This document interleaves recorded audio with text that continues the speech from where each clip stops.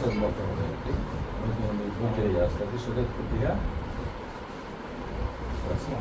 5টা মৌজা আছে, 5টা মৌজা এরকম আরো আর 5টা আমাদের অবৈ দিলে আমি রাজস্ব সার্কুলের আন্ডারে আছে।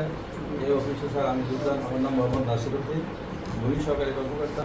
স্যার আপনাদের সদয় নির্দেশনায় যতটুকু সম্ভব চেষ্টা করছি আজকে পর্যন্ত অফিসারে একটা গণমুখী এবং সেবামুখী করার জন্য, যেটা স্যার আপনি এলাকায় উপস্থিত যে জনগণ আছে আপনি জানলে হয়তো। অফকোর্স এক্সপিরিয়েন্সটা খুব আশাহত হয়েছে, বিকজ 9টার সময় অফিস খোলার কথা, 9:45টার সময় কর্মকর্তা 2জন এসছেন, একজন এসছেন 9:10টা, আরেকজন 10টার পরে এসছেন ইন্সপেকশন শুরু।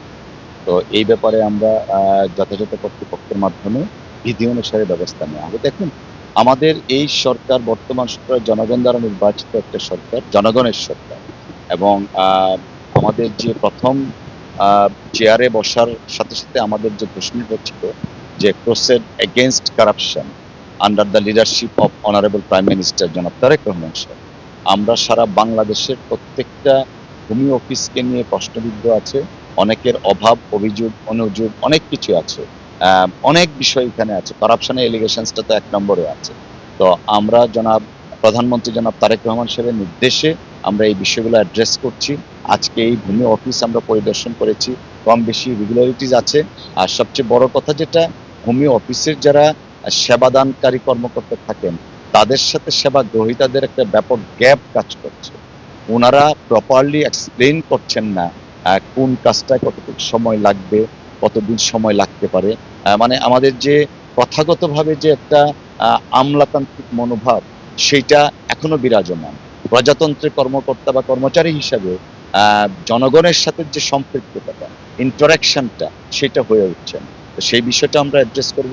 আর আজকে আমরা যা দেখেছি, অফিসিয়াল কিছু সিক্রেসি ম্যাটার আছে, সেই জিনিসগুলো আমরা দেখব, দেখে বিধি অনুসারে ব্যবস্থা নিব।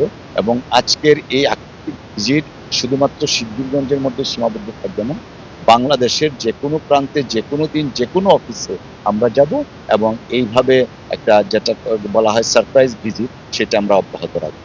আমরা কারাপশনের এগেনস্টে আমাদের যে ভূমিকা, অর্থাৎ আমাদের যে ঘোষণা জিরো টলারেন্স, জনাব তারেক রহমান সাহেব মাননীয় প্রধানমন্ত্রী ওনার নির্দেশে, সেটা আমরা অব্যাহত রাখবো। এবং এইটা বাংলাদেশের সরকার, জনগণের সরকার এবং জনগণ দ্বারা নির্বাচিত সরকার হিসাবে আমরা জিরো টলারেন্স এগেনস্ট কারাপশন সেটা কার্যকর করবো ইনশাআল্লাহ। আপনাদের